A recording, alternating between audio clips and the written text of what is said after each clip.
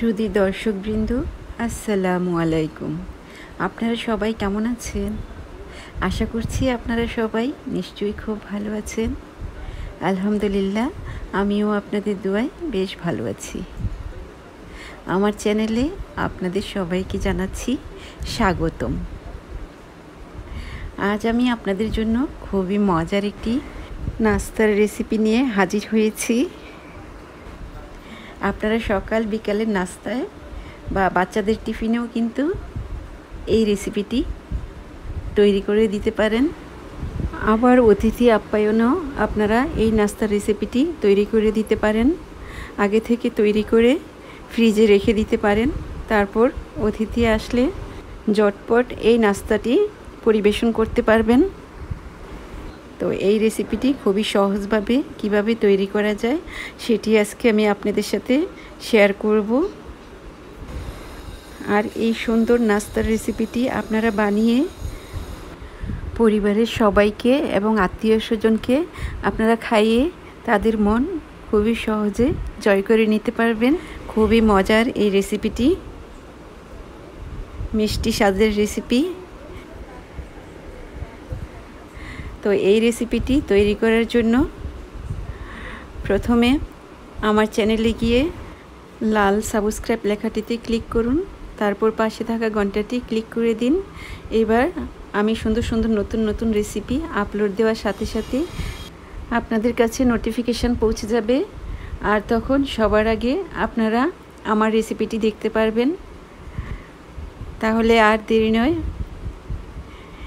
এবার চলুন তাহলে আমরা মূল রেসিপিতে চলে যাচ্ছি। তো প্রথমে আমি একটি বাটি নিয়েছি, আর সেই বাটিতে দিয়ে দিচ্ছি আমি 2 কাপ ময়দা। তো ময়দা দেওয়া আমার হয়ে গিয়েছে। এবার আমি দিয়ে দিব এখানে ইস্ট। আপনারা ইস্টটা খুব ভালো মানের কেনার চেষ্টা করবেন। তো আমি এখানে 1 টিস্পুন ইস্ট দিয়ে দিলাম। তারপর এখানে দিয়ে দিব 1 টেবিল স্পুন চিনি। তো আমি চিনি দিয়ে দিয়েছি এখানে। মিষ্টিটা আপনারা বাড়িয়ে কমিয়ে নিতে পারবেন। এবার দিয়ে দিচ্ছি 1/2 টিস্পুন লবণ। লবণটা আপনারা আপনাদের স্বাদ মতো দিয়ে নেবেন। তারপর এই শুকনো উপকরণগুলো একসাথে খুব ভালোভাবে মিশিয়ে নিতে হবে। দেখুন আমি এগুলোকে একসাথে মিশিয়ে নিচ্ছি। তা আমার মেশানো অলমোস্ট হয়ে গিয়েছে। তো এবার আমি এখানে দিয়ে দিব তেল। আমি এখানে 2 টেবিল স্পুনের মতো তেল দিয়েছি। আপনারা চাইলে বাটার দিতে পারেন। তারপর এখানে দিয়ে দিচ্ছি আমি পানি। আমি 1 কাপ পানি নিয়েছি, তার মধ্যে 1/2 কাপের চেয়ে একটু বেশি পানি এখানে আমি দিয়ে দিয়েছি। দিয়ে এখন আমি একটি স্প্যাচুলার সাহায্যে আমি একটু নেড়েচেড়ে শুকনো উপকরণগুলো মিশিয়ে নিচ্ছি। এই যে দেখুন কিভাবে মিশাতে হবে। এইভাবে মিশিয়ে নিলেও হবে, অথবা আপনারা হাতের সাহায্যে মিশিয়ে নিতে পারেন। তা আমি আগে স্প্যাচুলার সাহায্যে মিশিয়ে নিয়ে তারপর হাতে এটাকে ভালোভাবে মেখে নিব। তো এই যে দেখুন এখানে 1/2 কাপ থেকে একটু বেশি পানি নিয়েছিলাম, তাতেই হয়ে গিয়েছে,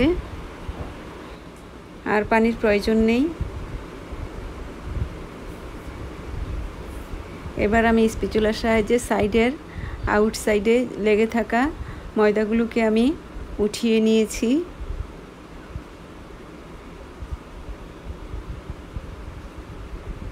তো আমার মেশানো হয়ে গিয়েছে।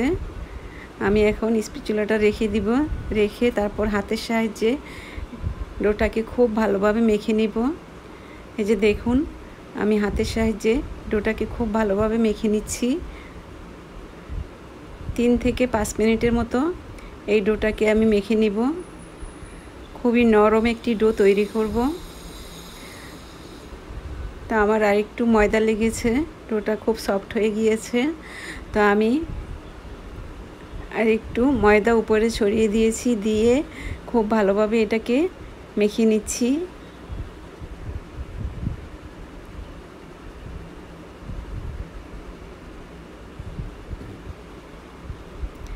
তা আপনারা ডোটাকে খুব ভালোভাবে মেখে নেবেন, তাহলে আপনার নাস্তাটি খুবই সফট হবে। আর এই ডোটা দিয়ে আমি বন তৈরি করব, আর সেই জন্য ডোটাকে ভালো করে মেখে নিতে হবে যাতে বনটা খুবই সফট হয়। তো আমার মাখা হয়ে গিয়েছে, 5 মিনিটের মতো আমি মেখে নিয়েছি। তো এবার উপর থেকে একটু তেল দিয়ে দিলাম, তারপর হাতের সাহায্যে তেলটাকে ছড়িয়ে দিয়ে উপরের অংশে এবং নিচের অংশে আমি তেলটা লাগিয়ে দিব। দিয়ে আমি ডোটাকে 3 ঘন্টার জন্য ঢাকনা দিয়ে ঢেকে রেখে দিব। তা আমি এবার উল্টিয়ে নিয়েছি, উভয় পাশে তেল লাগানো হয়ে গিয়েছে, এই যে দেখুন। তা আমি এটাকে একটু সুন্দর করে গুছিয়ে তারপর আমি উপরে একটি প্লেট দিয়ে আমি এটা ঢেকে দিব। তো এই পর্যায়ে আমি এটি প্লেট দিয়ে ঢেকে দিচ্ছি। আমার ঢাকনা দেওয়া হয়ে গিয়েছে। তো এইভাবে আমি রেস্টে রেখে দিব 3 ঘন্টার মতো। 3 ঘন্টা পর আবার আপনাদের সামনে হাজির হয়ে যাব। ফিরে এলাম 3 ঘন্টা পর। এবার ঢাকনাটা খুলে নিয়েছি, দেখুন ফুলে একদম দ্বিগুণ হয়ে গিয়েছে, পুরো বাটিটা ভরে গিয়েছে। তো আমি উপর থেকে একটু ময়দা ছড়িয়ে দিয়েছি, দিয়ে এখন হাতে চেপে চেপে আমি বাতাসটা বের করে নিচ্ছি। তারপর আমি একটি পিঁড়ার উপরে ময়দা ছড়িয়ে দিয়েছি, এটার উপরে এখন ডোটা নিয়ে নিব। তারপর আমি হাতের সাহায্যে এই ডোটাকে খুব ভালোভাবে মেখে নিব। তো আমি এই পর্যায়ে এটা মেখে নিচ্ছি।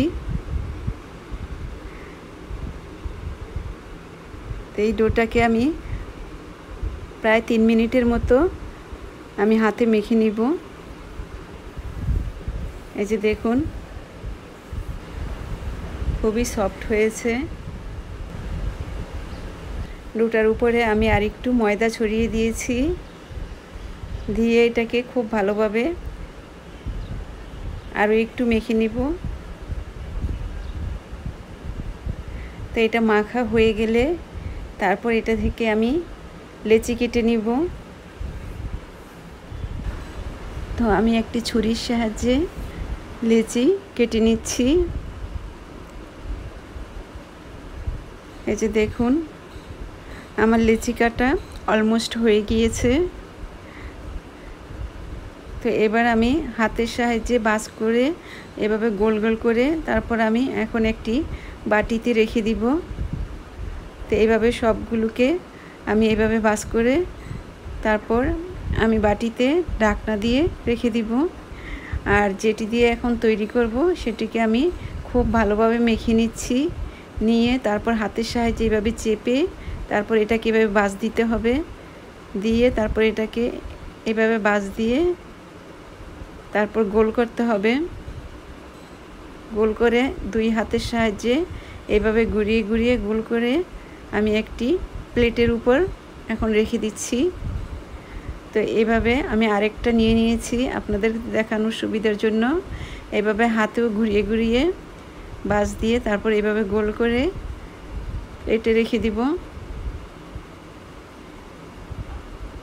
তো এভাবে আমি সব কয়টি বানিয়ে নিব।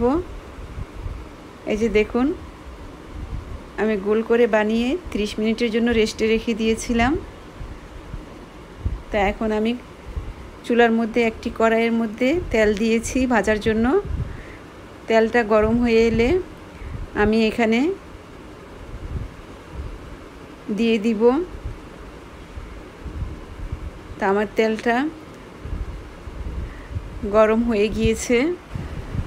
তো এখন আমি দিয়ে দিচ্ছি একটি, এই যে দেখুন এভাবে আস্তে খুব আলতোভাবে দিবেন, বেশি উপর থেকে তেলের মধ্যে ছেড়ে দিলে তেলের ছিটা আসবে গায়ে, তাই দেওয়ার সময় খুবই সাবধানে দিতে হবে যাতে করে তেলের ছিটা গায়ের উপর এসে না পড়ে।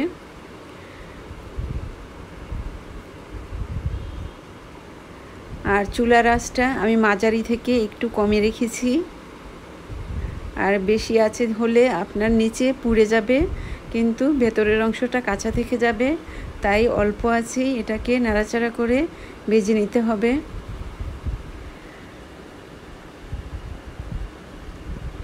তো এবার আমি একটি চামচ নিব, চামচের সাহায্যে উপর থেকে তেল ছড়িয়ে দিব। এই যে দেখুন, উপর থেকে একটি চামচ দিয়ে আমি উপরের অংশে তেল দিয়ে দিচ্ছি, আর এতে করে এটা উপরের দিকটা খুব সুন্দরভাবে ফুলে উঠবে। তো এইভাবে উপর থেকে তেল দিয়ে দিতে হবে। তো আমার নিচের অংশটা হয়ে গিয়েছে, আর উপরের অংশটাও দেখুন ফুলে উঠেছে।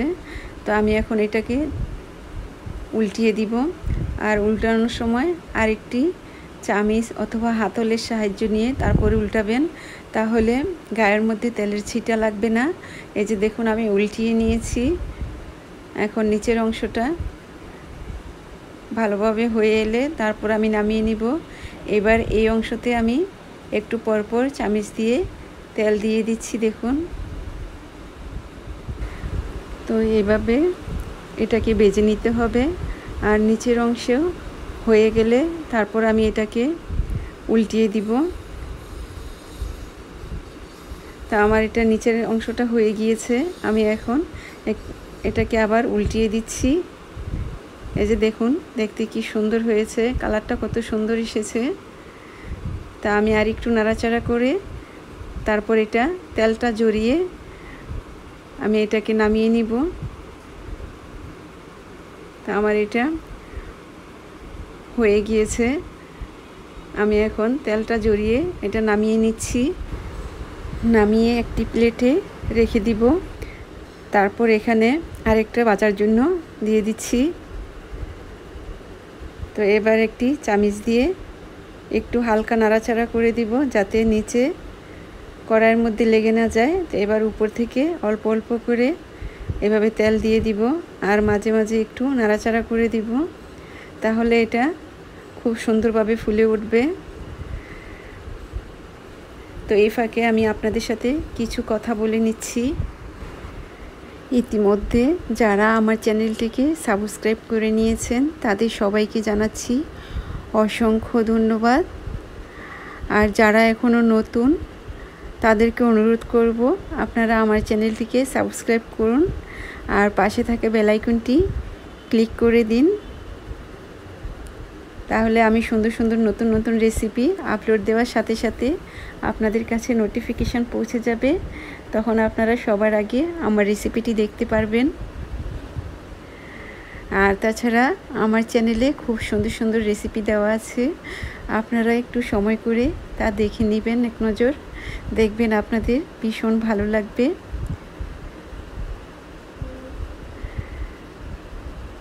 তো দেখুন, আমি এইভাবে উল্টিয়ে পাল্টিয়ে সব কয়টি বন তেলের মধ্যে ভেজে নিচ্ছি।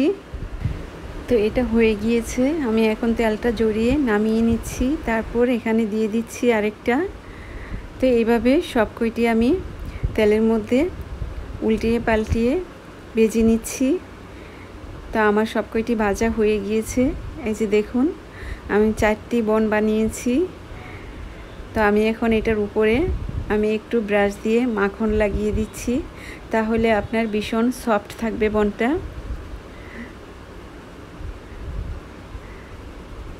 তো দেখুন কত সফট হয়েছে। তো এবার আমি একটি ছুরির সাহায্যে মাঝখান থেকে এভাবে কেটে নিব, পুরাটা কাটবো না, পেছনের অংশে অল্প একটু লাগানো থাকবে। কেটে আপনাদেরকে ভেতরটা দেখিয়ে দিচ্ছি। দেখুন দেখতে কি সুন্দর হয়েছে, একদম সফট একটা বন হয়েছে। তো কেটে এখানে আমি ছানা দিয়ে ক্ষীর তৈরি করেছি। তো একটি চামচের সাহায্যে সেই ক্ষীরটা আমি এখানে লাগিয়ে দিব। আর আপনারা চাইলে এখানে ক্ষীরের পরিবর্তে ক্রিম দিতে পারেন।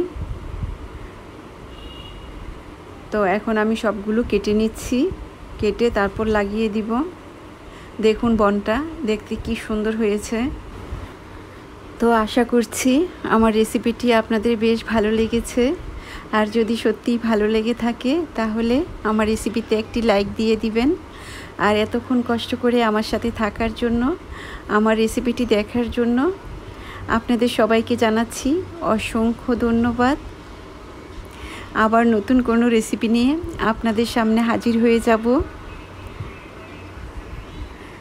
তো দেখুন আপনাদের সাথে কথা বলতে বলতে আমার সব কয়টি বন কাটা অলমোস্ট হয়ে গিয়েছে। তো এখন আমি সবগুলো বনের মাঝখানে ছানা দিয়ে তৈরি করা সেই ক্ষীরটা আমি দিয়ে দিচ্ছি।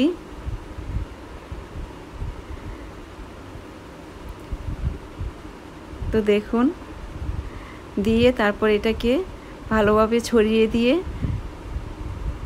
তারপর উপরটা হাতে চাপ দিয়ে লাগিয়ে দিব। তো আপনারা একবার হলেও এই রেসিপিটি তৈরি করে পরিবারের সবাইকে খাওয়াবেন, দেখবেন সবাই ভীষণ পছন্দ করবে। আর বাচ্চারা তো কোনো কথাই নেই, তারা তো ভীষণ পছন্দ করবে এটা, খেতে ভীষণ মজা। তো আপনারা সবাই ভালো থাকবেন, সুস্থ থাকবেন, আমার জন্য দোয়া করবেন, আমার পরিবারের জন্য দোয়া করবেন। আজকের মতো এখানেই রাখছি। আল্লাহ হাফিজ।